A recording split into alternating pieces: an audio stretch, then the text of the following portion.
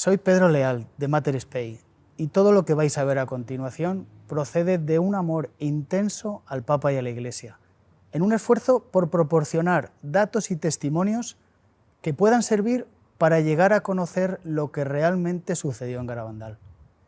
Este amor a la verdad y a la Iglesia es lo que nos ha animado a realizar este trabajo.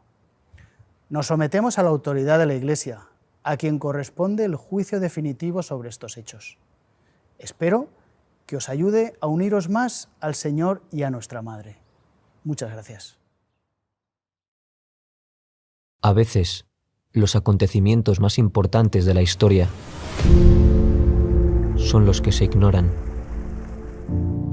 y se silencian, como si de alguna manera se pudiera contener el torrente de una tremenda catarata. ¿Por qué ocurre esto? Vamos a ver que lo que sucedió en la década de los 60, en San Sebastián de Garabandal, es uno de los acontecimientos más importantes de la historia. Pero no solo eso. Este hecho, este mensaje, es importante para ti. En Garabandal, nuestra Santísima Madre del Cielo vino a traer una llamada a la conversión para todos sus hijos. A la Eucaristía se le da cada vez menos importancia. Debéis sacrificaros más. Ya estáis en los últimos avisos. E incluso hace referencia a un aviso, un milagro y un posible castigo. La Madre de Dios vino a una aldea perdida del norte de España para sostener a todos sus hijos en un periodo especialmente difícil de la historia humana y de la Iglesia. ¿De qué estaba hablando? ¿Estamos viviendo tiempos cruciales? Sacerdotes, obispos y cardenales van muchos por el camino de la perdición y llevan con ellos a muchas almas.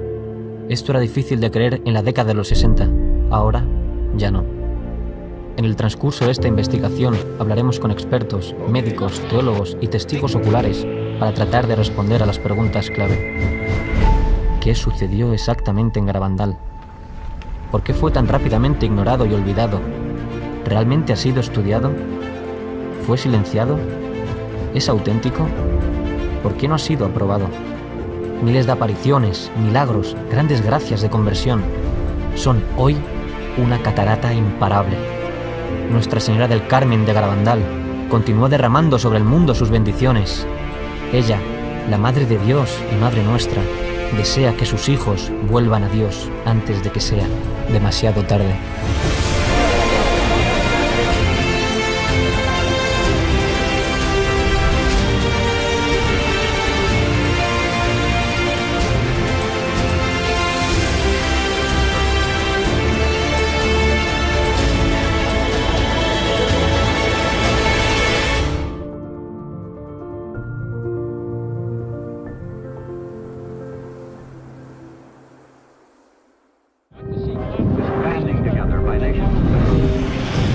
Soy el padre José Luis Saavedra, soy doctor en Teología por la especialidad de Historia en la Universidad de Navarra. Bueno, soy Jorge Fernández Díaz, soy ingeniero industrial, inspector de trabajo, pero toda mi vida, durante 40 años hasta ahora, ininterrumpidos, pues he estado en la vida pública. Yo me llamo Ángel María Rojas. Entré hace más de 62 años en la Compañía de Jesús.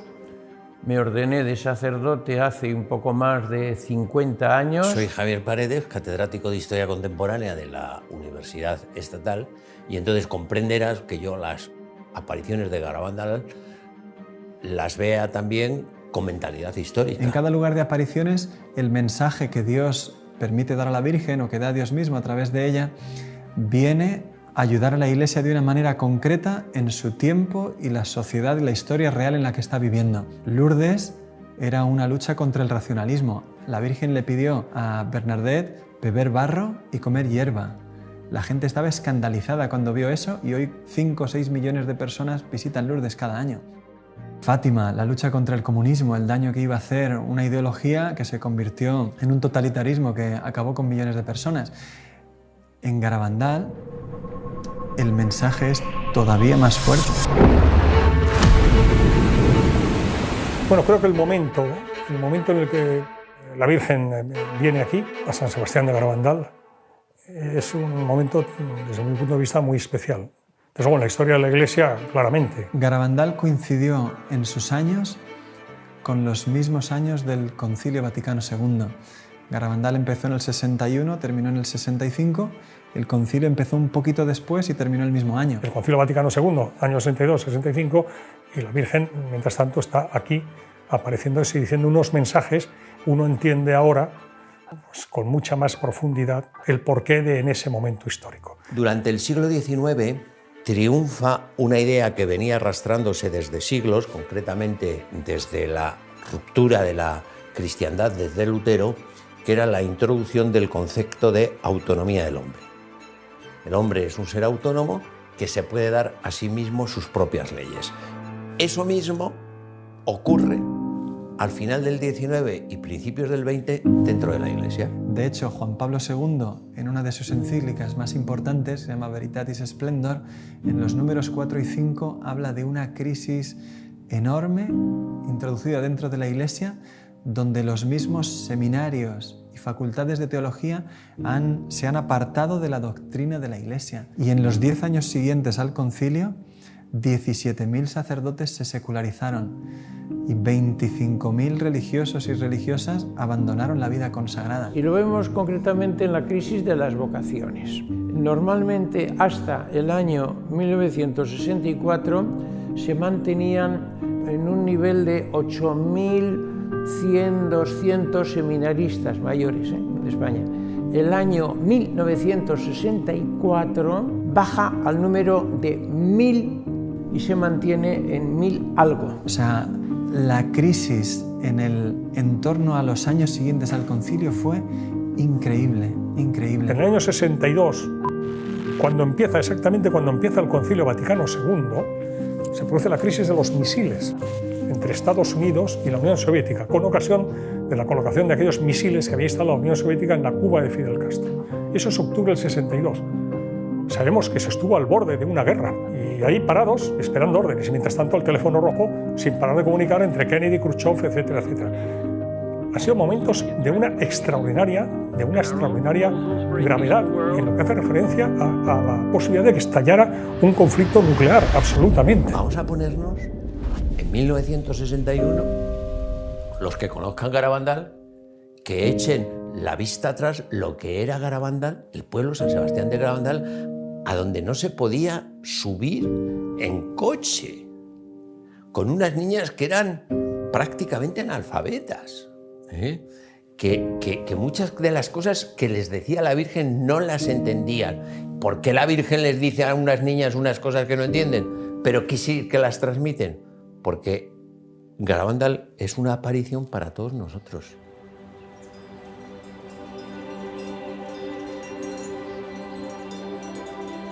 Pues yo soy David Toribio Cosío, nací el año 1935 en San Sebastián de Garabandal y allí viví casi toda mi vida. Yo soy Celina, nací en San Sebastián de Garabandal y tengo 83 años, o sea que nací el 23 de octubre del 35. Yo soy Maximina González, hermana de la madre de Conchita, tía de Conchita y madrina. Soy José Román Serrano Martínez.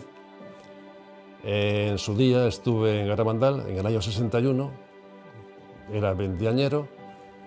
Mi padre tuvo la fortuna de llegar a Garabandal a través de un buen amigo, Eustaquio Cuenca. Y bueno, de alguna manera se llegó a un acuerdo entre ellos de decir, oye, ¿por qué no va tu hijo a dar unas clases por allí, estos chavales?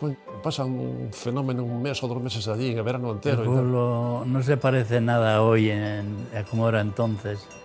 Entonces había muchos pedruscos, muchas piedras, charcos, desigualdad del terreno.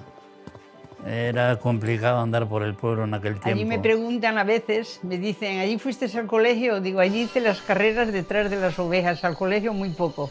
Cuando nevaba, que no podíamos salir al campo a trabajar, entonces íbamos, que eran fiestas para nosotros. Pues casi todo el trabajo era al 100% ganadería. Vacas, caballos, ovejas. Como todos trabajábamos al campo, el primero que terminaba de meter la hierba, ahora por ejemplo, en este tiempo, iba a ayudar al que iba el último. Siempre andábamos así. En casi todas las casas oía usted que en las cocinas se estaban rezando el rosario. Yo me recuerdo de mis padres, yo recé mucho y me hacía la dormida a veces para no rezar el rosario en casa. Pero era un pueblo muy súper religioso, un pueblo muy bonito era, muy bonito era. Yo tenía 26 años y cuando empezaron las apariciones, que empezaron el 18 de junio de 1961. Ese día, 4 niñas, Mariloli, Jacinta, Maricruz y Conchita, están jugando en el pueblo, robando unas manzanas de un vecino, cuando, de repente, escuchan un trueno. Levantan la cabeza, miran hacia los valles cercanos, por ninguna parte ven la posibilidad de una tormenta. Es lo mismo que había sucedido en el comienzo de Fátima y en el comienzo de Lourdes. Un trueno es de lo que nos habla tanto Sor Lucía como Santa Bernadette. Las niñas están ahí reconociendo que han obrado mal, viendo que Dios les está hablando a través de ese trueno, y de repente una de ellas cae de rodillas, su rostro se vuelve hacia el cielo y se queda pálida, con un rostro como la cera. Cuando va a salir una de ellas corriendo a llamar a la madre de la niña, de repente las 3 que están a su lado caen de rodillas también y comienzan a ver lo mismo que está viendo ella.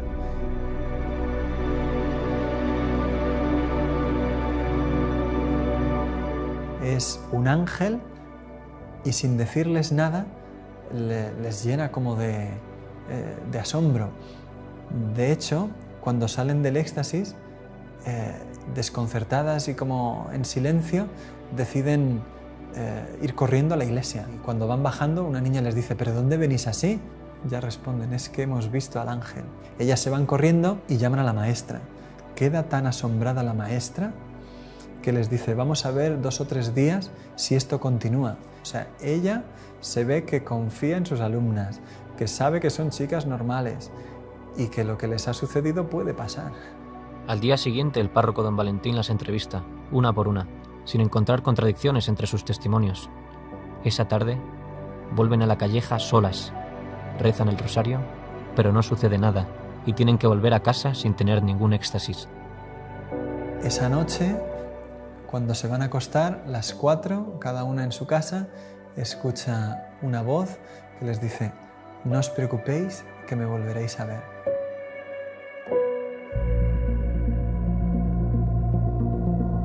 Los primeros días fueron la cosa más maravillosa del mundo. Y primero yo decía: ¿qué está pasando? ¿Qué está pasando? Claro, ya me entró la curiosidad de verlas. Rezaban el rosario y al terminar el rosario era cuando tenían el éxtasis y se quedaban rígidas. No las podíamos mover del sitio, ni un dedo, ni mover un dedo, ni nada. Pues venía gente que no creía en las apariciones y le hacían daño a las niñas. Las pinchaban, le metían unos focos por los ojos, porque no pestañearon nunca. Las niñas nunca pestañearon, siempre miraban al cielo con los ojos abiertos. Entonces las madres vinieron donde nosotros, llorando por el amor de Dios, cuidar de nuestras niñas que las están maltratando. Entonces, a partir de ahí, nosotros los mozos, que éramos unos 20, pues las cuidábamos, andábamos con ellas, y fue maravilloso porque nos enterábamos prácticamente de todo.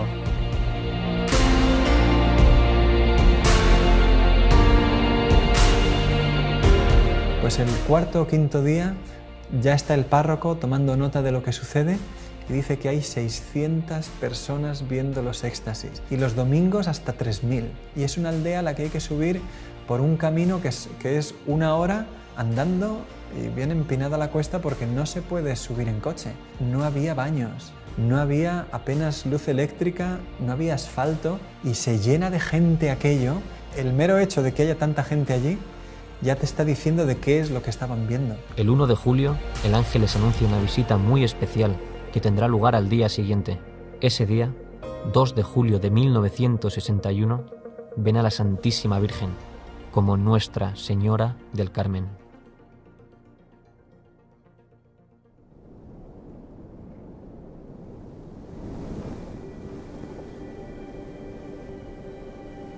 Me llamo Juan Hervás y soy doctor en medicina y especialista en pediatría. Me licencié en medicina en la Facultad de Medicina de Valencia, en España, y posteriormente hice estudios de posgrado en Estados Unidos. En 2 lugares he estado, en Einstein, en Nueva York, y en Harvard, en Boston. Verdaderamente Garabandal para mí constituye un hito dentro de las apariciones marianas. Desde el punto de vista profesional médico, la cantidad de médicos que aparecieron en Garabandal y estudiaron a las niñas, pues es que fueron muchísimos. Pero antes quizá empezaríamos diciendo algo sobre los protagonistas. Los protagonistas de Garabandal son 4 niñas de 11 y 12 años que vivían en esta zona aislada del norte de España, en la zona montañosa, y que por ese aislamiento tenían una edad que probablemente era inferior, quizá tuvieran 8 o 9 años de edad psicológica. Tuvieron, se dice que entre 2.000 y 3.000 apariciones, acompañadas con éxtasis muy prolongados, de incluso 6 y 7 horas de duración. Todo esto, unido a fenómenos extraordinarios visibles, hizo que vinieran muchísimos médicos y también, ya digo, pues teólogos. Por eso en el cuadro que se llama La Calleja, pusieron maderas por arriba y por abajo para que no entraran a tocarlas. Intentaron moverlas muchos. Yo personalmente intenté elevarlas, cogerlas, las asilas y levantarlas estando en éxtasis, y bueno, imposible. Salían de la iglesia en éxtasis y tenían que subir a la calleja, debajo de los pinos. Entonces los mozos teníamos que ir uno por un lado, otro por otro, y unos delante y otros detrás. Era una sensación rara. Corriendo, y de vez en cuando, pues, ¡pas!, pegaban un giro, porque por la calleja de no sé qué, por la calleja de no sé cuál, hasta que en algún momento empezaban a correr de tal manera que levantaban los brazos en cruz y parecía que en lugar de correr volaban a una velocidad tremenda. Nosotros no éramos capaces de seguirlas. A esa velocidad había un momento en que de vez en cuando ¡pas!, pegaban un frenazo en seco. Y nosotros, en lugar de frenar, lo que hacíamos era salir todos disparados porque no podíamos frenar en seco. Y luego, con los brazos en cruz, cogían carrerilla otra vez hacia atrás, a la misma velocidad que corrían y volaban hacia adelante. Y luego eso se trasladó ya, y en lugar de hacerlo en el pueblo nada más, corrían monte arriba. Y de noche corrían monte arriba, todos con luces, con linternucas, como pudiéramos y tal. Y por aquellos andurriales, pues te pegabas unos porrazos tremendos, te caías 20.000 veces. Ellas nada. Por ahí subían a los pinos, bajaban, daban un recorrido por todos los lados y al final acababan en casa. Y claro, en esas correrías, pues mucha gente se dejaba los zapatos o lo que fuera. Y bueno, tanto es así que en algún momento, en casa de Conchita, Conchita dijo a Serafín, a su hermano: oye, que me dice la señora que ha perdido el zapato no sé qué, vete a tal sitio que ahí está. ¿Qué dices? De noche y tal.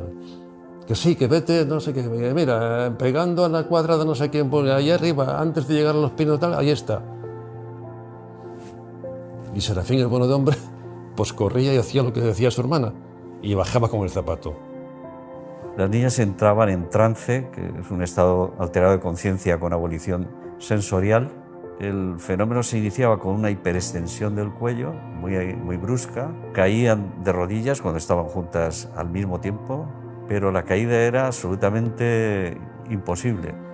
Y son unas piedras tremendas que, bueno, que al caer de rodillas, ¡pas!, se oían los porrazos y, sin embargo, al levantarse, miraba las rodillas y estaban intactas, y no tenían ni moratones ni ninguna rojez, nada de nada. Perdían la sensibilidad táctil y la dolorosa, de forma que se les podía pinchar y quemar. Estando 2 días allí, las metían agujas, de esas de coser sacos de aquella época, que tenían la punta, digamos, curvada para coser sacos, y allí que sin ningún problema les pinchaban. Pero que ellas no sentían absolutamente nada.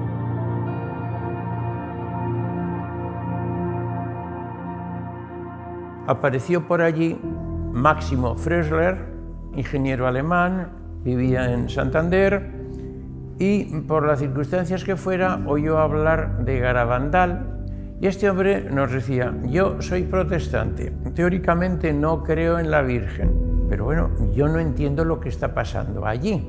Son unas niñas de 11, 12 años, débiles, pequeñas, de un pueblo allí perdido, y él era muy fuerte. Yo una de estas niñas la cojo y la levanto en una mano, pero cuando caen en éxtasis no puedo mover ni una mano. Niñas que además se les veía relajadas, se movían tranquilamente y entre ellas se movía una a otra, así normal, pero yo, si intento mover una mano, no puedo.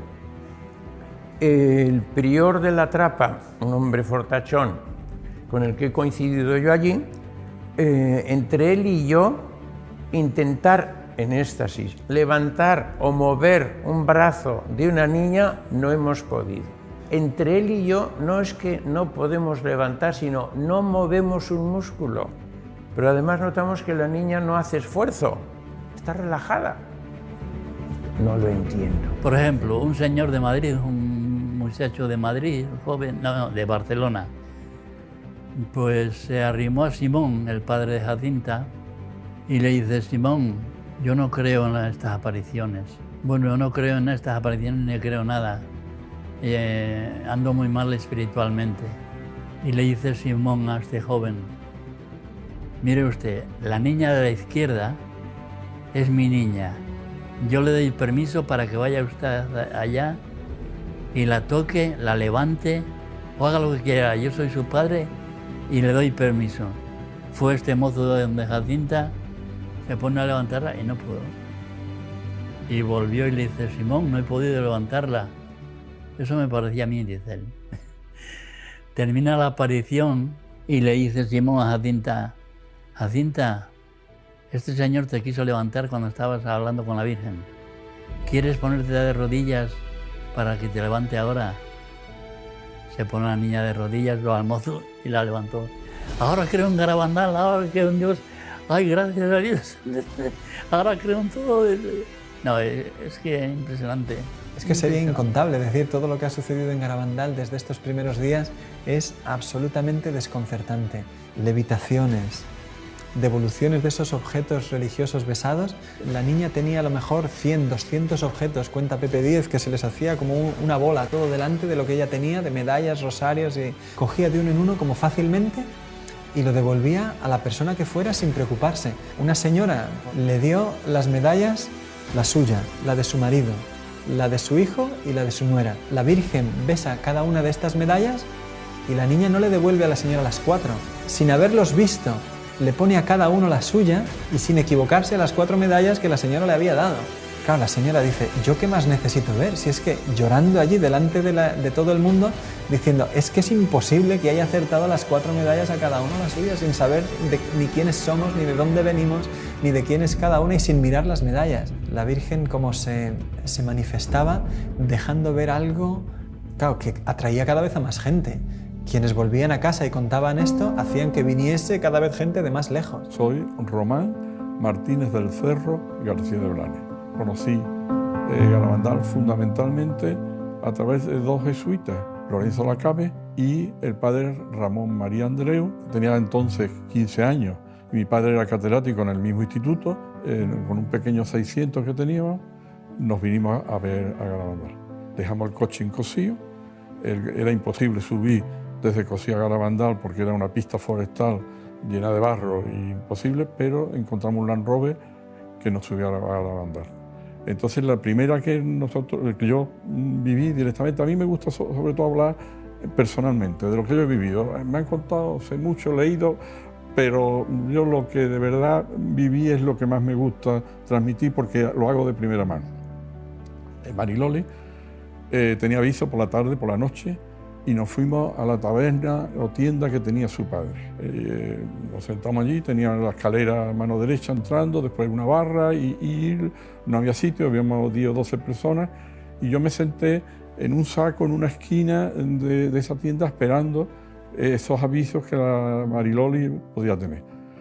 pasaban las horas y yo estaba, después del viaje además estaba reventado, me quedé dormido, mi padre se quedó dormido y todos estuvimos. Y más o menos sobre las 3 de la madrugada, de pronto yo me despierto, ruido, ya. Salimos todos corriendo y pasó la barra en la parte del fondo y Mary Lori se había caído en éxtasis en la cocina. Se había oído, fue impresionante el ruido de las rodillas en el suelo. Eso fue impresionante. Ya salimos todos a verlo.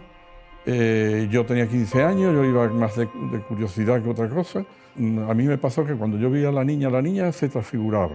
O sea, la niña se embellecía, pero una cosa increíble. La niña era una niña normal y corriente y de pronto era otra. Más bien pálida, con una sonrisa y con una cosa fuera de lo natural. Y a mí eso me impresionó tanto que me empecé a temblar y no era capaz de controlarme y lo pasé fatal. Pero fatal porque yo no sabía si me iba a caer o qué me pasaba. Nadie se me hacía caso porque todo el mundo estaba pendiente de la niña y yo era el que menos pintaba allí. Y en ese momento yo pues me dirigí a la Virgen y le pedí por favor que me quitara aquel temblor. Me lo quitó y desde ese momento empecé a disfrutar. Perdón.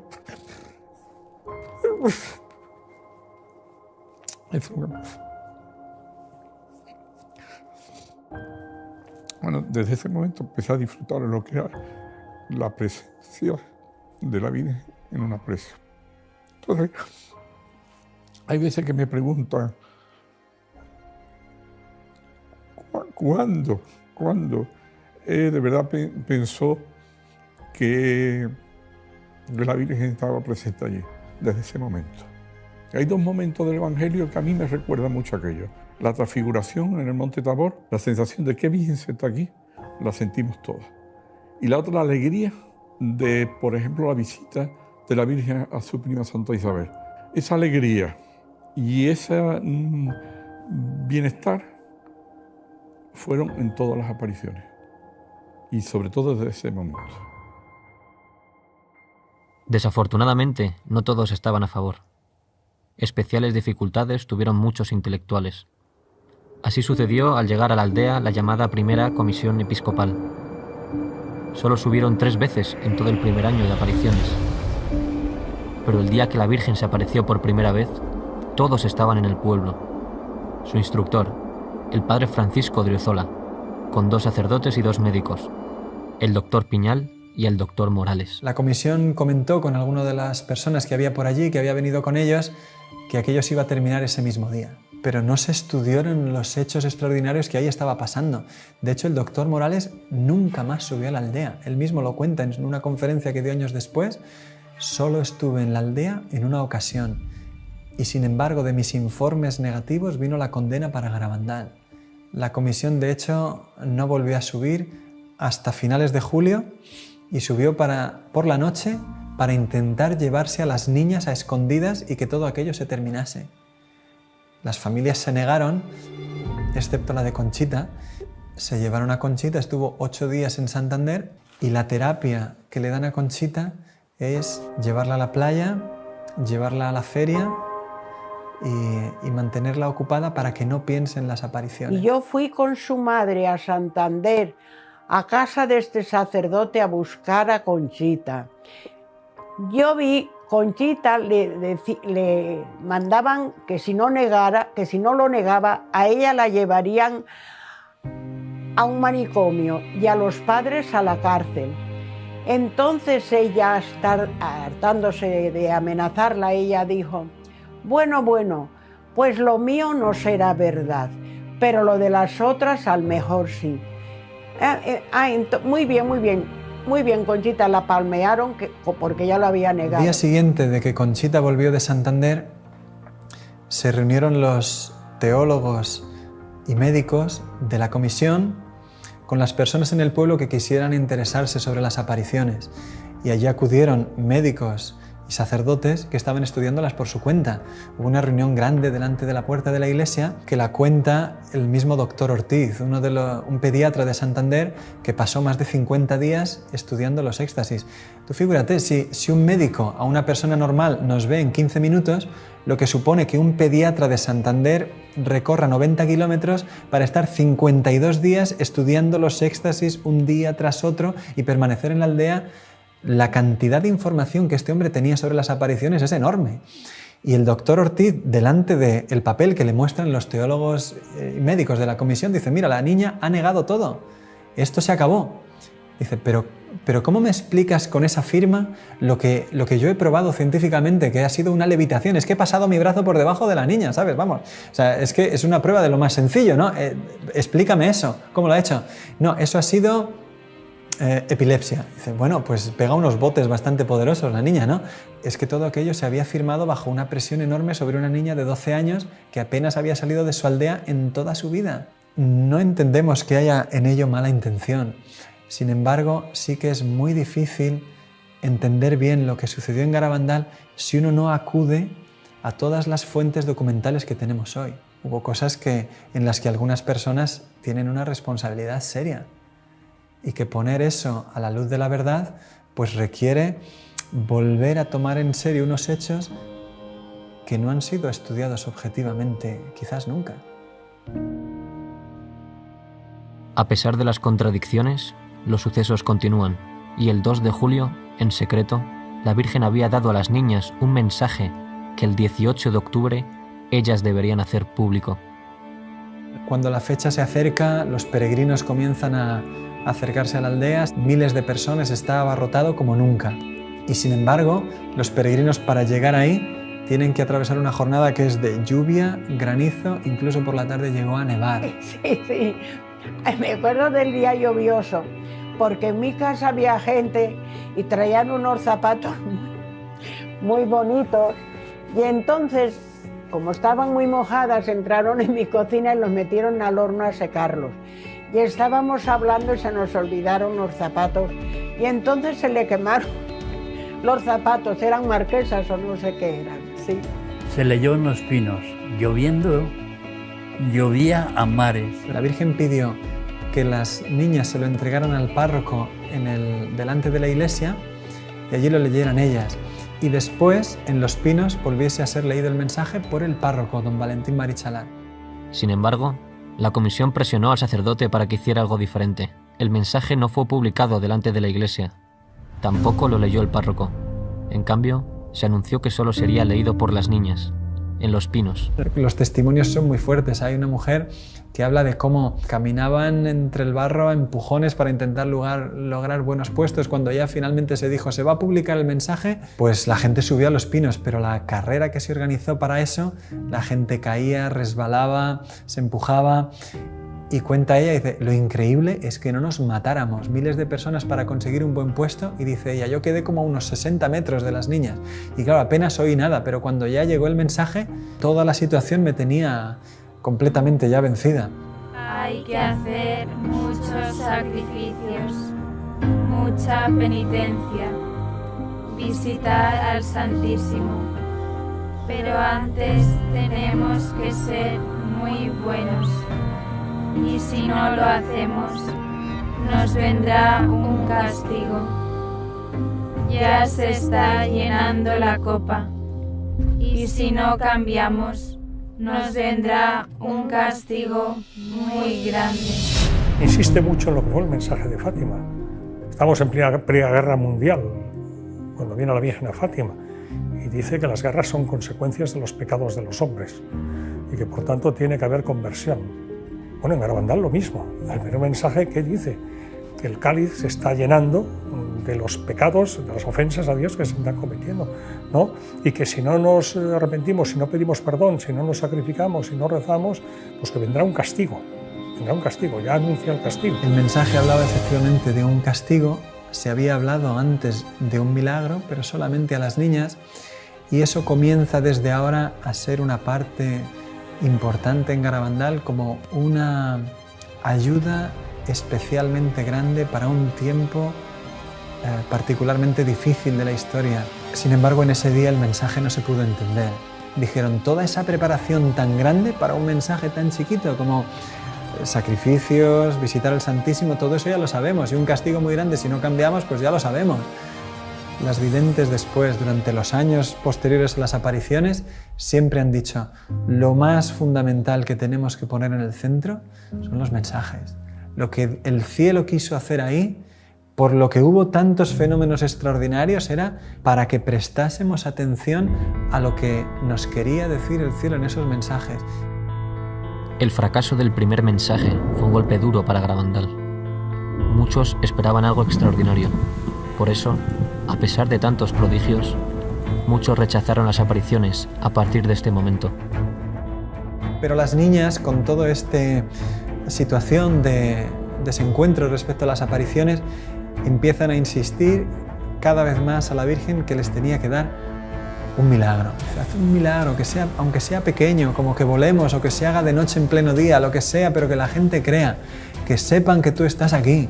La Virgen siempre solía callar, no les respondía, incluso se ponía a veces triste y les decía, ya creerán. Pero un día el ángel les dijo, Dios va a hacer un milagro a través de ti y de mí. El 18 de julio, la Eucaristía, cuando recibas la comunión, que él le traía muchas veces de manera mística, espiritual, ese día será visible para todos los que estén en la aldea. Ella creía que se veía siempre, vaya, y le llamaban el milagruco. Y ya cuando dijeron que iba a ser el 18 de julio, creo que era, pues toda la gente que estaba allí por la mañana ya estaba, el pueblo creo que estaba abarrotado, creo porque yo casi no lo veía. Entre unas 8 o 10.000 personas, creo que cuenta la policía, que había en la aldea ese día. Aquello fue pasando el día, coincidió que había baile, estaba tirando hasta cohetes, ya no se sabía si por el baile la Virgen vendría o no, y un poco la desesperación de todos de que no se producía el milagro que todos queríamos ver. Pero venía una prima mía, ¡ay, qué gordísima va a ser! ¡Ay, Dios mío, va a pasar algo muy gordo! Porque aquí se siente la gente engañada, porque dice que no hay derecho, porque... Y le digo yo, Angelina, a ver, mira, ven, mira la cara de Conchita. Mira qué cara tiene Conchita. Digo, con estar viéndole la cara a ella, ¿tú te crees que tiene cara de preocupada? De que ha metido una mentira tan gorda y eso, yo nada más que hacía estar allí y ver a Conchita. Y ya, pues bueno, ¿qué le vamos a hacer? Dios quiere esto, pues con resignación nos fuimos ya para dormir a nuestra casa. Y en el momento que estábamos en la calle, oímos un revuelo enorme. Y entonces ya los que estaban más cerca empezaron, ya están éxtasis, que están éxtasis, y claro, y nada más casi estar en éxtasis sale, y se da la vuelta, yo ya me la perdí entonces porque resulta que la gente se abalanzó detrás de ella y yo digo que pisamos a la gente. Cogí una linterna potente, yo estaba pegado a ella prácticamente y enchufándole con la linterna, prácticamente metida la linterna en la boca. Ella abrió la boca, sacó la lengua, no tenía absolutamente nada.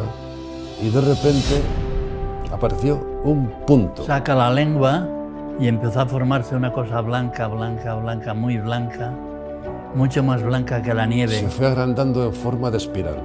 Era como una moneda de 10 duros, decía yo entonces, y así la sacaba todo lo que podía. Y yo vi después cómo se le iba aguando hacia alrededor cuando ya se le estaba deshaciendo, y hasta que la tragó. Preguntaban a Benjamín Gómez, ¿pero estás seguro que no la tenía en el bolsillo y la puso o que la tenía ya en la boca?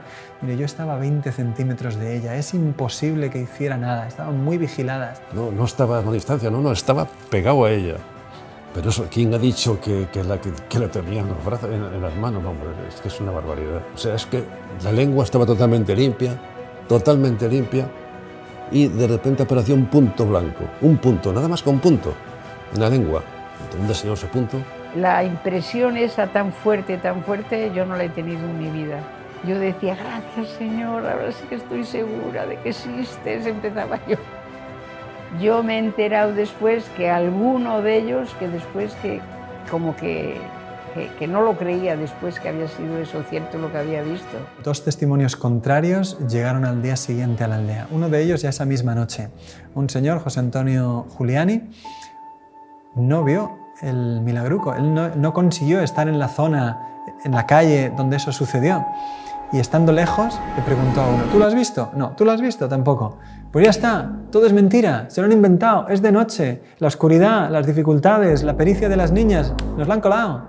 Y se extendió la noticia de que nos habían engañado, de que era todo mentira. Pero en realidad, este señor no había visto nada. Otro, cuenta Conchita en su diario, que se fue al obispado de Santander, un religioso, el padre Justo, franciscano, y dio testimonio de que aquello había sido todo mentira. Unos días después, sin embargo, pidió a unos religiosos de su comunidad que pidieran disculpa a las videntes.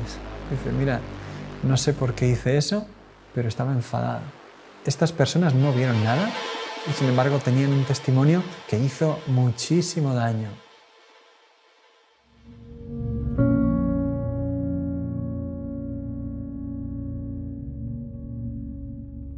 A partir del mes de septiembre de 1962 comienzan a hablar ya con claridad de un aviso, de un milagro y de un castigo. El aviso, según Garabandal, será un fenómeno mundial, una gracia de Dios para cada uno de nosotros. Yo creo que es una manifestación de la misericordia de Dios. Si uno se pone a pensar, el mejor favor que Dios nos puede hacer en este mundo es ver el estado de nuestra alma y a dónde iríamos, ¿no es cierto?, si nos muriésemos. La gracia del aviso será como si se detuviese el tiempo y todo el mundo pudiese ver su alma por un instante tal cual la ve Dios. Todo el bien que hemos hecho, todo el bien que hemos dejado de hacer y todo el mal que hemos hecho.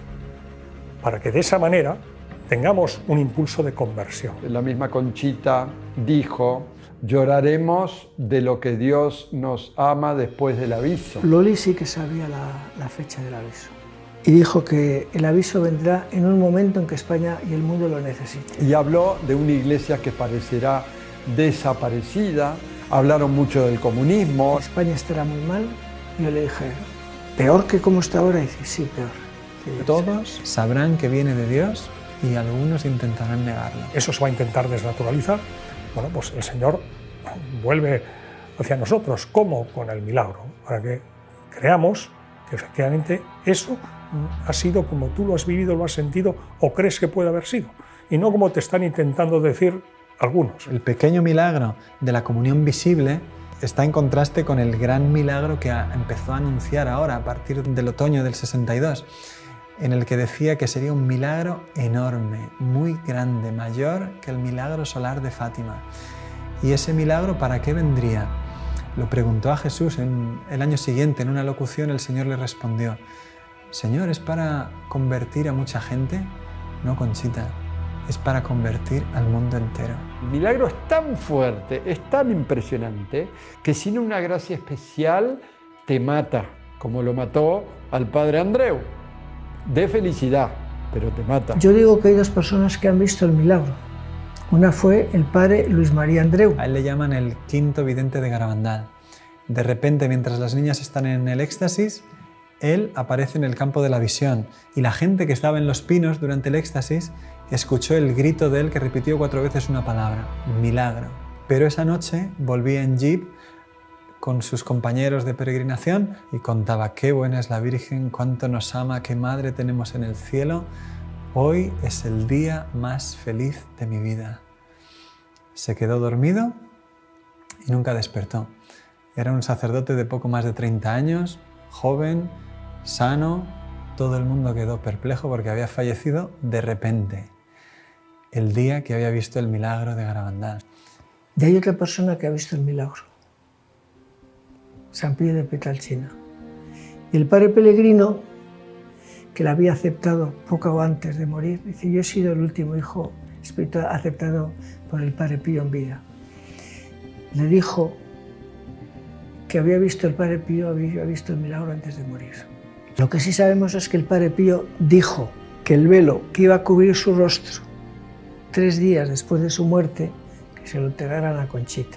Este milagro, los testigos de aquellos que vivan el milagro, más esa señal que es muy importante, Garabandal se va a transformar en un lugar de peregrinación mundial. Y ahí es donde vamos a entender esto que dijo la Virgen cuando dijo, El milagro de Garabandal viene para convertir al mundo entero.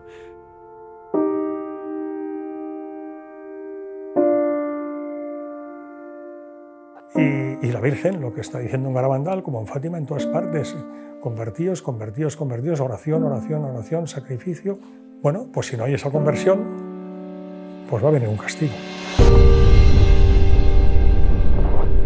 Las niñas han visto ese castigo, lo vieron en las llamadas Noches de los Gritos. La Virgen un día prohibió que nadie subiese a los pinos, prohibió a la gente subir a los pinos. Solamente una niña pequeñita que tenía 6 o 7 años. Pero la gente subió al final de las casas y de allí las oíamos. Y unos gritos, ¡ay, Virgen Santísima! ¡Ay, Madre! A los niños no, a los niños no. Yo esa noche pensé que era el fin del mundo, lo tenía totalmente creído. Entonces, porque ellas gritaban y decían que no venga, llévanos junto a ti, hablaban mucho de la confesión. Que se confiesen todos primero, que no venga, que se confiesen todos primero. El miedo que tenían las niñas ahí arriba, viendo todo lo que vieron, se transmitía a nosotros. Con oírlas aquella noche, solamente con oírlas. Todo apunta que fue la revelación del castigo y de las circunstancias en las que tendría lugar el aviso, que parece que es una situación de gran persecución para la Iglesia y de grandes dificultades para el mundo. Las niñas le preguntaron, ¿y cómo se llamará eso? Y la Virgen dijo que se llamaría comunismo.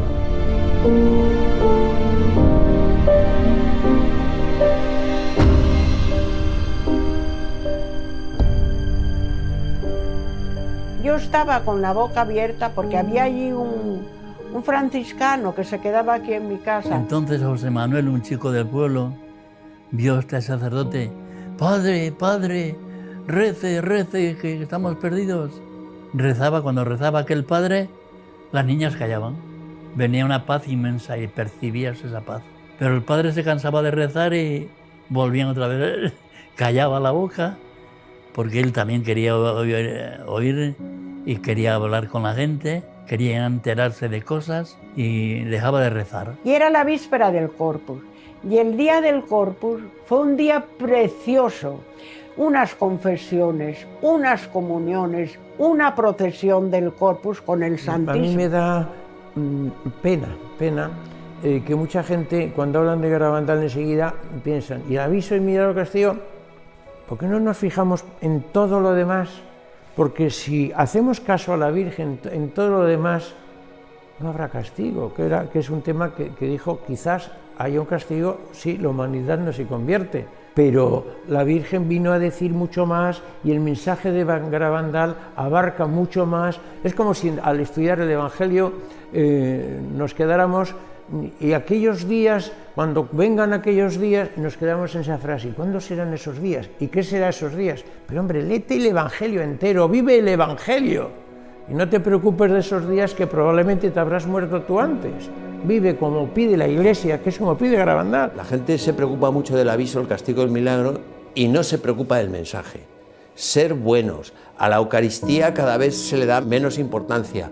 Contemplar la pasión de Jesucristo. Eso es lo importante de Garabandal. Las apariciones iban llegando a su fin. Y en enero de 1963, las niñas dejaron de ver a la Virgen. Solo Conchita volverá a verla, aunque tendría que esperar casi 2 años. Al fin, el 8 de diciembre de 1964, la Virgen le anuncia que va a dar un nuevo mensaje para el mundo. Claro, todo el mundo tiene en la cabeza la crisis de las apariciones con el primer mensaje en 1961. Entonces, ahora, cuando todo está más dividido, de repente se anuncia otro mensaje y lo anuncia una vidente sola. Sin embargo, se va acercando la fecha y mira, todo el mundo esperaba algo. Tanto es así que llega a la aldea más gente que nunca. Hay crónicas de los periódicos que son impresionantes de esos días. Un periodista de Barcelona, Juan Poch Soler, que escribe: subimos el 17 por la noche. Cuando llegué a la aldea vi gente durmiendo bajo los dinteles de las puertas, en los pajares. Me puse a escribir para enviar algo al periódico y a mi lado había 2 inglesas durmiendo sobre sus codos. el pueblo estaba a reventar de gente. Había 12.000, 15.000 personas, no se sabe cuánta gente había ese día en la aldea. Cuando fue pasando la tarde, no llegaba el éxtasis, no llegaba, y en un momento la niña avisó a la gente que el éxtasis sería en el cuadro. La gente intentó buscar el mejor puesto cerca del lugar del éxtasis. Es impresionante, duró unos 12 minutos y en él se escucha a la niña decir algunas palabras, se la ve reír, se la ve llorar. Curiosamente, el mensaje de la Virgen no lo dio ella. Unos meses después la Virgen le dijo: ¿sabes por qué no vine yo el 18 de junio a darte el mensaje? Porque me daba pena decirte aquellas cosas, pero necesitabais saberlas para vuestro bien y si las cumplís para gloria de Dios. Como no se ha cumplido y no se ha hecho conocer al mundo mi mensaje del 18 de octubre, os diré que este es el último. Antes la copa se estaba llenando, ahora está rebosando. Los sacerdotes, obispos y cardenales van muchos por el camino de la perdición, y con ellos llevan a muchas más almas. A la Eucaristía cada vez se le da menos importancia. Debéis evitar la ira de Dios sobre vosotros con vuestros esfuerzos. Si le pedís perdón con vuestras almas sinceras, Él os perdonará. Yo, vuestra madre, por intercesión del ángel San Miguel, os quiero decir que os enmendéis. Ya estáis en los últimos avisos. Os quiero mucho y no quiero vuestra condenación. Pedidnos sinceramente y nosotros os lo daremos. Debéis sacrificaros más. Pensad en la pasión de Jesús. Vamos a ver, yo comprendo que España, que unas niñas analfabetas digan muchos cardenales, obispos y sacerdotes van por el camino de la perdición y llevan tras sí a muchas almas. Van por el camino de la perdición y con ellos arrastran a muchas almas, sí, lo recuerdo. Obispos, que no dijo cardenales, porque era la palabra muy dura. En público, por no decir, porque es una palabra muy dura. Sacerdotes, obispos y cardenales van por el camino de la perdición y con ellos arrastran a muchas almas. Sí, lo vi. Nos pareció muy fuerte. Y también las niñas lloraron muchísimo, no querían decirlo. Y las madres no querían decirlo. Ay, Dios mío, pero ¿cómo vamos a decir esto? Si los curas son santos, ay, Dios mío, ay. Pero la Virgen les obligó a decirlo. Ten en cuenta que estamos hablando del año 61, 62, 65. La guerra española terminó en el 39. En la guerra española murieron miles de sacerdotes por defender su fe, sacerdotes y obispos. Entonces, a la altura que uno tenía un sacerdote, era de un santo que no podía uno dudar lo más mínimo, ni nadie dudaba de la santidad del sacerdote.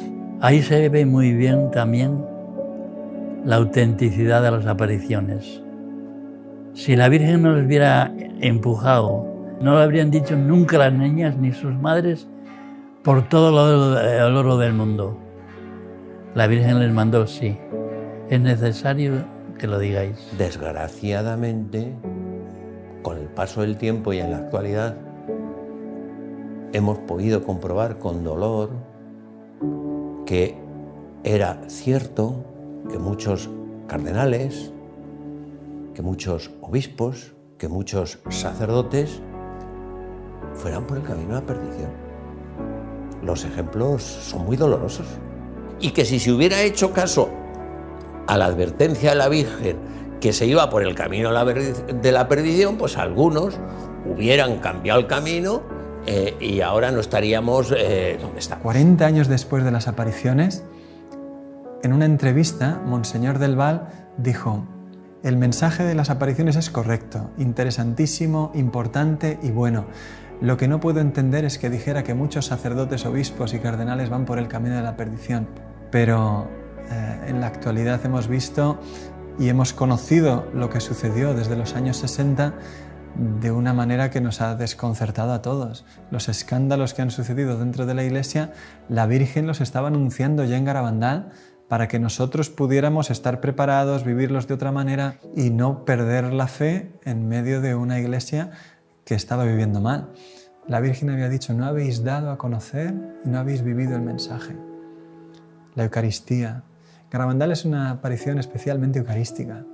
El mensaje de las apariciones, desde el primer mensaje, las comuniones místicas, el milagruco, el segundo mensaje, ponen en el centro de la llamada de la Virgen a la Eucaristía. La Virgen no le está diciendo a 4 niñas en Garabandal: a la Eucaristía cada vez se le da menos importancia, sino nos está diciendo a cada uno de nosotros: oye, tú, ¿qué importancia le estás dando a la Eucaristía?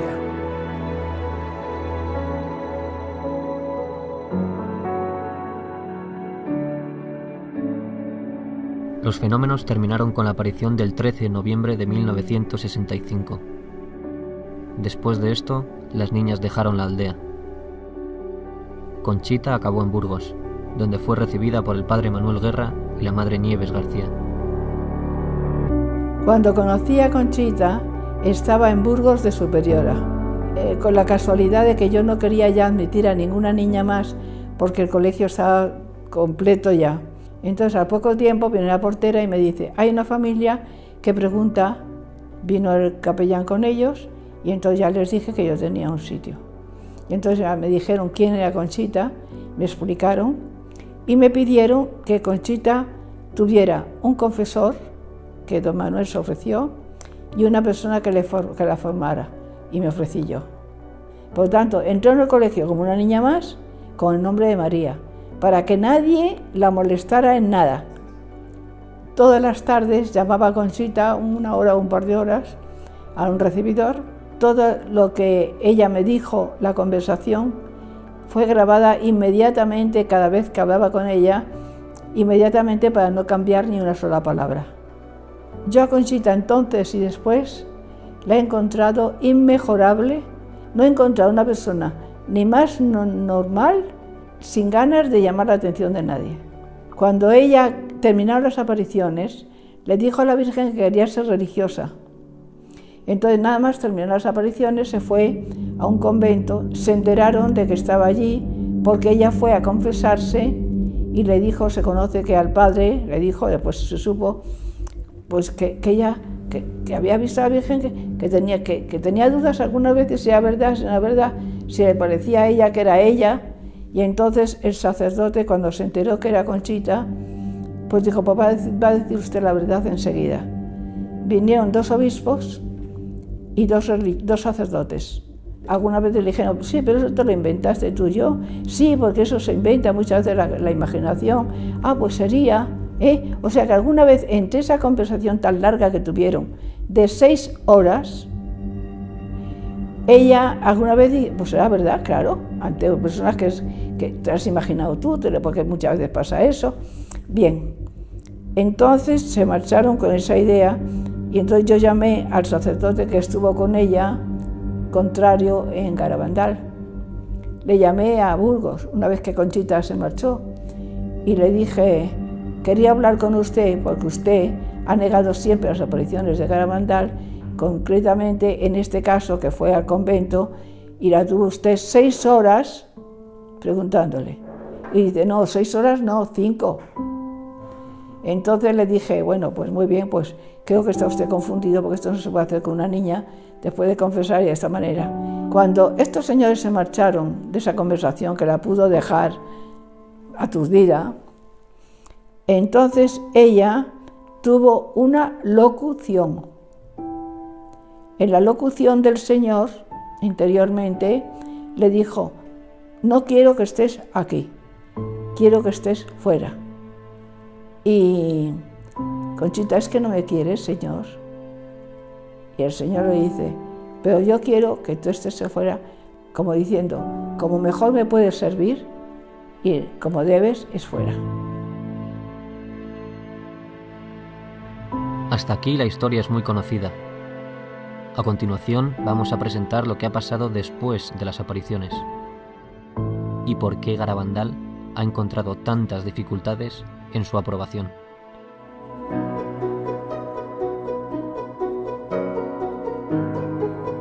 En 1962, Monseñor Beitia rechazó las apariciones. 5 años después, su sucesor, Monseñor Puchol, afirmó que todo había sido un simple juego de niñas. Su nota afirma que todo tuvo explicación natural. Cirarda, su sucesor, dijo lo mismo. Tras estos 3 prelados, llega a Santander Monseñor Juan Antonio del Val, que había sido miembro de la primera comisión. Por esta razón, Del Val sabía que las apariciones no se habían estudiado bien. Por eso intenta fundar una nueva comisión, pero fracasa 3 veces. Al fin, tras 12 años intentándolo, consigue el respaldo de Roma y con el apoyo del cardenal Ratzinger, en 1989 funda por fin la segunda comisión. Escuchemos ahora unos testimonios de esta época y después escucharemos un testimonio muy importante de esa segunda comisión. After the death of Padre Pio, the Holy See increases its interest in the events in the... I'm Ed Kelly. I was born and raised in Seattle of elderly Irish-American Catholic parents. I spent a lot of time in Santander in 71, and in 72 spent 10 months here. Pages, news, sensational, and documentary report. The first years, they didn't write anything. I didn't find anything in the papers until after the girls made their declarations of uncertainty. Then on the front page of the local papers, all of them, no hubo apariciones en Garabandal. Nothing. Everything has a natural explanation. And I read that, and the papers were stupid. I mean, there was so much that was illogical. I talked to the Bishop del Val Gallo. He had just made his own pronouncement that said, my predecessors have judged that it wasn't certain whether the apparitions were of supernatural origin or not. I'm in communion with those bishops. I had written for him the statements of the evaluation from all of the previous official notes. I just had the part that gave the bishop's evaluation of what happened. And he looked them over and he says, this one, the second note of Bishop Baetzia in 1965, this is the best statement on Garabandal and the one that conveys my opinion on it. And that was the note that had the statement of orthodoxy, that everything is in compliance with the traditional teaching of the Church, the real presence of the Blessed Sacrament, devotion to the Blessed Sacrament that is, and the Blessed Mother that's well known. Maternelle Laffiner, que es un sacerdote de lengua francesa que en Garabandal estuvo desde el principio estudiando las apariciones, fue entrevistado por la comisión. A él le impresionó mucho que le entrevistaron en un restaurante durante una comida. Y le impresionó más todavía que cada vez que él daba una respuesta se escribía de la manera más contraria a las apariciones posible. Le preguntaban, ¿y está usted seguro de eso? Bueno, de eso no estoy seguro. Ponga que duda sobre eso. Él entendía que todo se estaba haciendo de manera contraria a lo que él quería decir. Y cuando terminó la entrevista le impresionó todavía mucho más, porque le dijeron firme. Y él dijo, yo no firmo eso. Y tranquilamente, delante de él, pusieron con letras mayúsculas su nombre y su apellido. Y años después, unos amigos alemanes suyos visitaron el obispado para consultar cómo estaba el caso de las apariciones y les contaron que Maternelle Laffiner había hecho un testimonio en contra de las apariciones y que estaba en el obispado firmado por él. Claro, él mismo cuenta y dice, ¿cómo se llama esto en derecho canónico? Que cojan tu testimonio, se lo inventen, lo firmen y lo presenten como prueba en el caso de un discernimiento. Claro, en derecho canónico esto se llama falsedad, porque una prueba que es nula implica que un juicio tiene que ser restituido in integrum, dice el derecho. O sea, tiene que ser, cuando las pruebas son falsas, el juicio tiene que volver a realizarse, tiene que volverse a estudiar. Y eso es lo que veían una y otra vez las personas que estudiaban objetivamente las apariciones. Se encontraban con que una y otra vez todo se interpretaba de la manera más negativa posible y que cada vez que intentaba moverse algo a favor de las apariciones se volvía a tomar una distancia infinita.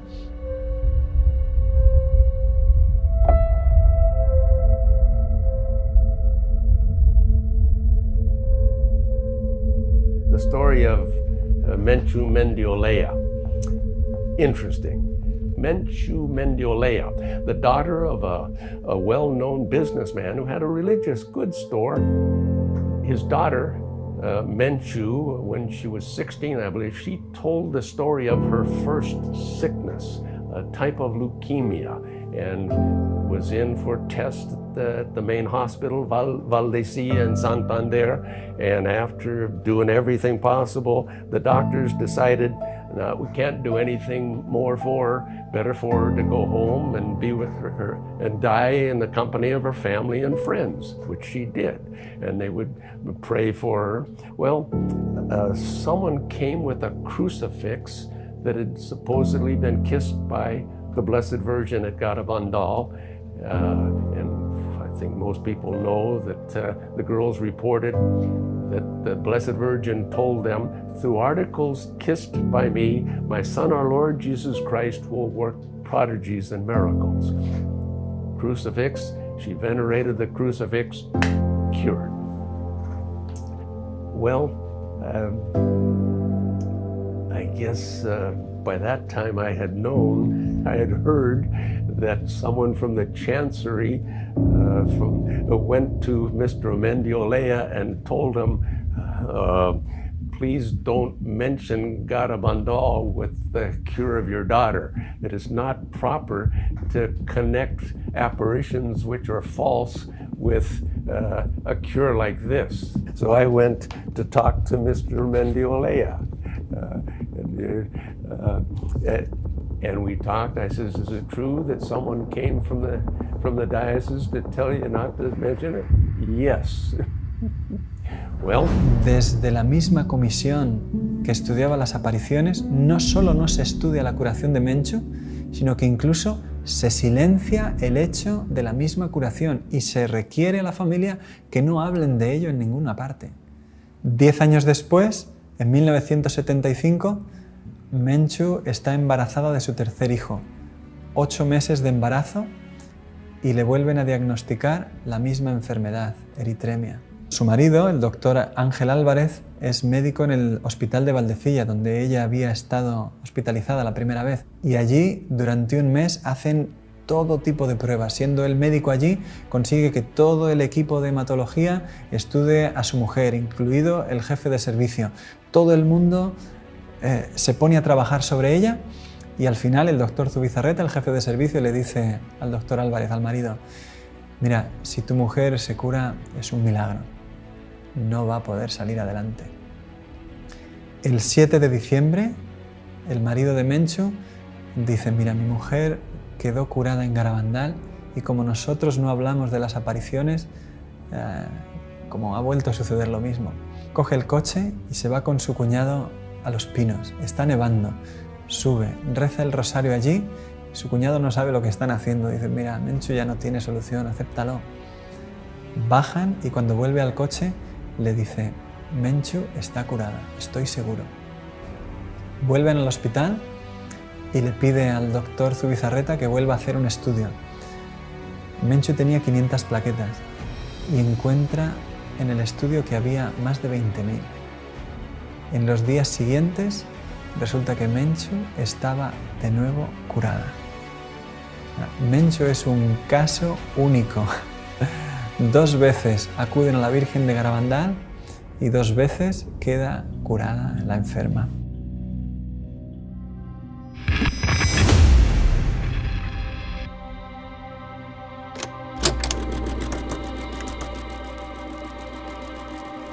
Creo que no tenía todavía 20 años cuando un teólogo, un escritor, hizo un comentario que le escuché sobre Garabandal. Dijo, yo entiendo muy bien que la primera comisión fue un fracaso, que aquello lo ha reconocido el mismo obispo que formó parte de ella y su médico principal. Entiendo que las negaciones de las niñas ante Monseñor Puchol se realizaron bajo presión. Las niñas negaron las apariciones bajo una presión que hoy es indiscutible. Pero ha habido una segunda comisión. Y la segunda comisión ha resuelto el caso de Garabandal. Claro, cuando yo le escuché a este teólogo decir eso, yo no tenía argumentos para responder. De hecho, no hemos sabido prácticamente nada hasta el año pasado.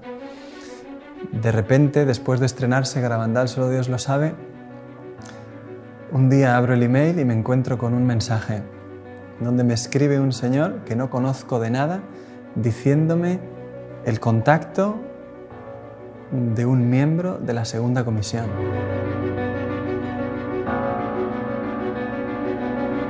Me llamo Javier Vildósola, estudié la carrera de Ciencias Políticas y Sociología en la Universidad Complutense de Madrid.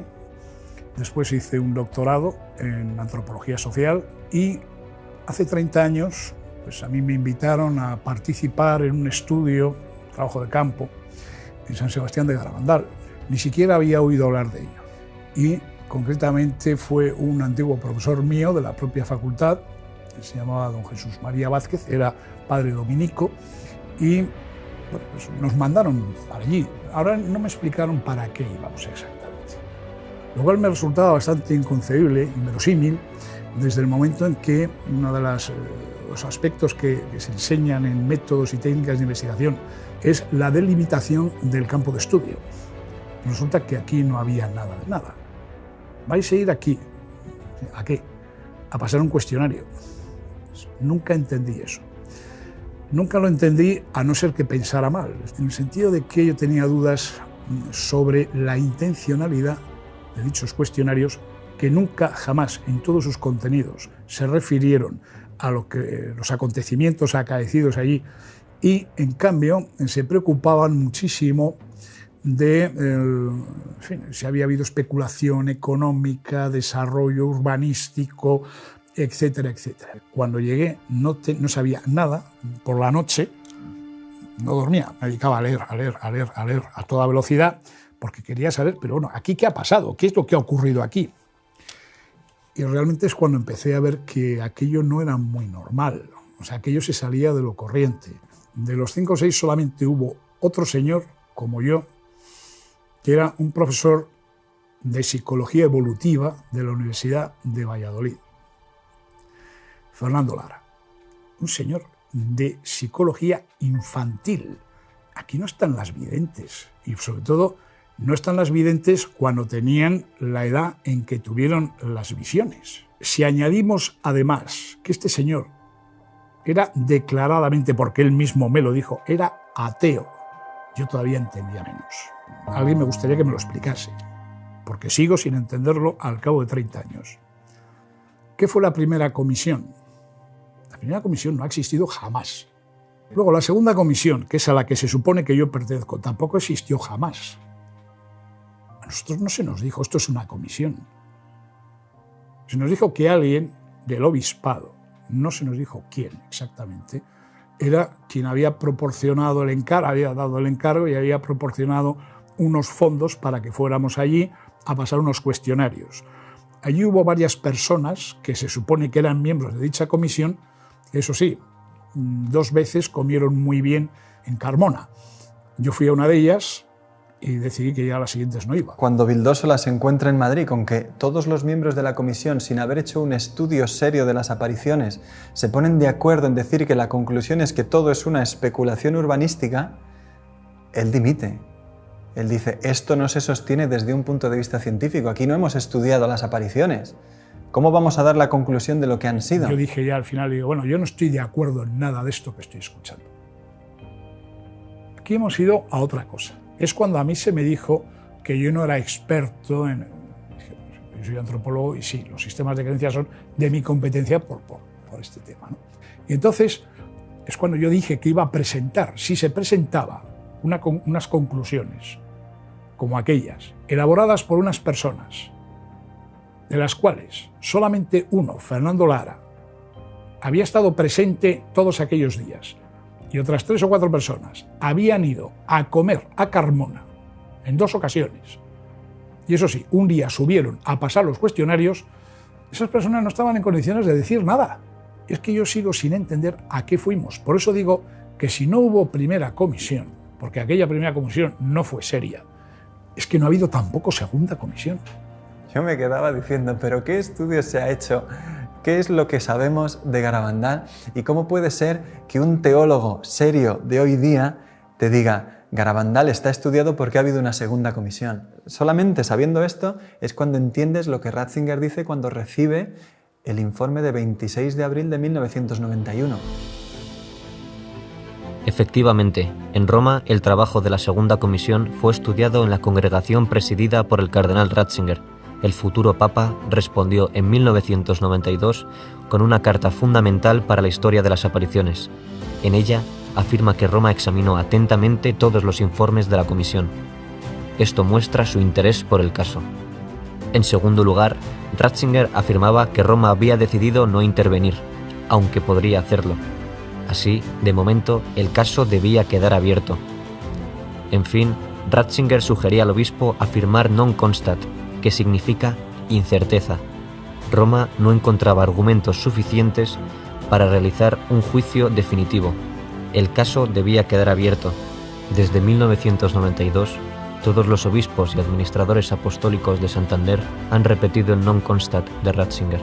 Ante el difícil proceso de las apariciones, detenido por tantas dificultades, por el momento no se encontró una solución mejor. Desde entonces, las apariciones quedaban abiertas al sentido de fe de los fieles. Por eso, la actitud de ellos puede ser fundamental de cara a un juicio favorable de la Iglesia. Y a más de 50 años del final de las apariciones, Garabandal todavía espera respuesta. Y que tenemos derecho a saber qué es lo que ha sucedido ahí. Después de más de 50 años, Garabandal sigue esperando respuesta. Sigue siendo un mensaje importantísimo para nosotros, para ti. Porque hoy, nuestra Madre sigue derramando sus bendiciones en Garabandal.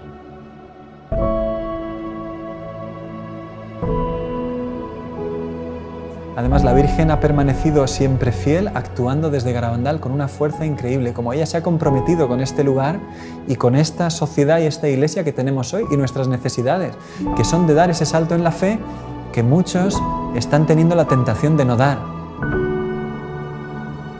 Yo creo en Garabandal, no tengo ninguna duda. En todo momento quiero respetar y voy a respetar, faltaría más, lo que determine la Iglesia. Pero yo rogaría que la Iglesia, la jerarquía, pues que diera facilidades para que puedan venir cuantos más fieles mejor. Y en unos momentos tan difíciles como los que vivimos, pues yo creo que en lugar de cerrar, lo que hay que hacer es abrir las manos con misericordia para que puedan ser debidamente atendidos cuanto más hijos de la Iglesia quieran acercarse a Dios en un lugar que algo debe tener cuanta tanta gente atrae, como es Garabandal. Y se compromete a través de milagros, curaciones y sanaciones interiores que siguen produciéndose hasta hoy. Es que sería incontable lo que hay que decir sobre las apariciones. Es que ha habido tanta gente que sigue llorando al escuchar el mensaje de Garabandal, tantos agradecimientos cuando se ha publicado Garabandal, solo Dios lo sabe, tanta gente que está esperando que Garabandal sea promovido como una ayuda increíble para la fe de tantos cristianos que lo único que quieren es creer en Dios y que nuestra Madre la Iglesia nos ayude a saltar hacia adelante en un mundo que no tiene fe y que nos necesita valientes. Yo quiero que el mundo se salve porque así lo percibimos en Garabandal, que la Virgen vino para que todos los seres humanos se salvaran. A las almas les falta sentir la maternidad divina en cada alma. Y eso es lo importante que se siente aquí en Garabandal. Una de las cosas que a mí me gustaría es que se hiciera una comisión médica para el estudio de las apariciones de Garabandal y de los fenómenos asociados, fundamentalmente las curaciones relacionadas con Garabandal, de personas que dicen haber tenido una curación relacionada con Garabandal. Creo que es una obligación para todos el volver a abrir el caso de Garabandal. So much happened there that it'll never be compiled in one area. So many people have experienced different things there, different graces, cures, conversions.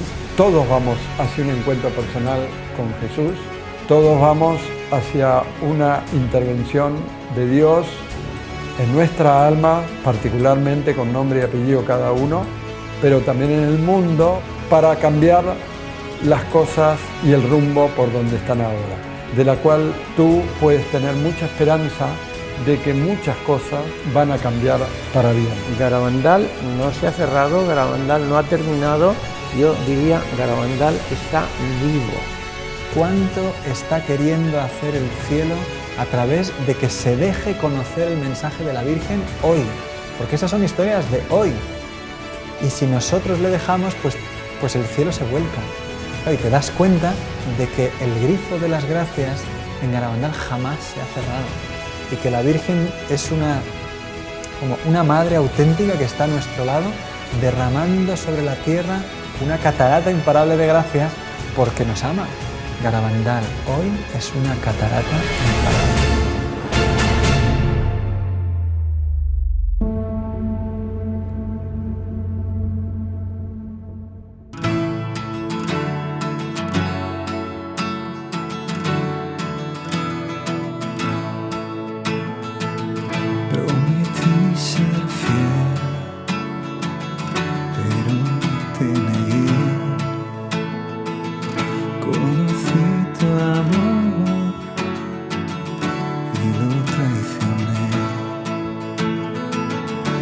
Quisiste que sintiera sobre mí tu amor. Cuando llegue a ti, llegaré a mi hogar. Y en la noche dudé y tuve miedo, me aparté de ti. No te vayas, no nos dejes, Madre, tú nunca abandonarás a tus hijos que te aguardan, a tus pies, Madre, en Garabandal. Soy tan feliz de tu mano, todo es nuevo por tu amor. Y en Garabandal tu presencia desbordó mi corazón.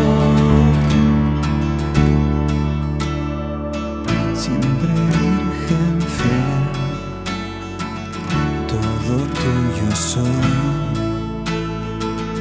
por tu amor iré donde quieras tú. Tú quisiste que sin ti